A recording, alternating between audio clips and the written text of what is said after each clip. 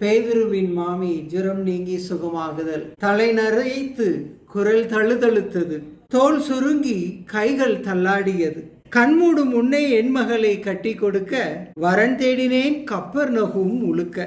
10 furlong தொலைவில் இருந்த Bethsaida ஊரில் யோனா என்றொருவர் தேடி வந்தார் நேரில். மீன் பிடிக்கும் தன் மகன் சீமோன் பேதுருவுக்கு என் மகளை பெண் கேட்டார், சொந்த வீடும் இருக்கு. தடபுடலாக கல்யாணம் நடந்து முடிய பெத்சாயிதா சென்று விட்டால் மறுநாள் விடிய மருமகன் மீன் பிடிப்பதை விட்டு விட்டார் என்று கேள்வி. இயேசு என்ற யாருக்கோ சீடனானாம் பாவி. இயேசு செய்த அற்புதமெல்லாம் ஊரெல்லாம் பரவ அவருடன் சேர்ந்த என் மருமகனுக்கு நல்ல பெயர் நிலவ.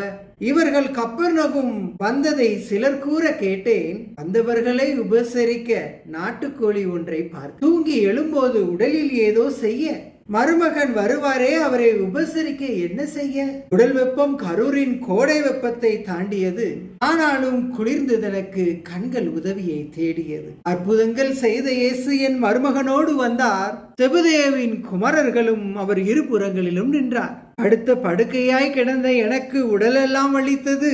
வரவேற்க முடியாததால் கண்ணீர் நீரும் வழிந்தது. இயலாமல் இருந்த என் நிலைமையை இயேசுவிடம் சொல்ல நான் படுத்த படுக்கை அருகே இயேசு வந்தார். மெல்ல கையை தொட்டு தூக்கிவிட்டார். ஜுரம் நீங்க கட்டளையிட்டார். ஜுரம் நீங்கி சுகமானேன். பணிவிடை செய்ய தயாரானேன். என் வியாதி தொற்றிக்கொள்ளும் என்றேசு ஒதுங்கி நிற்கவில்லை.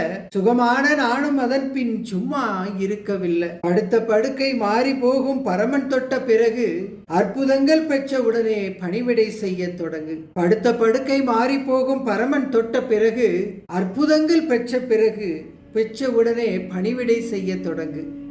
நன்றி.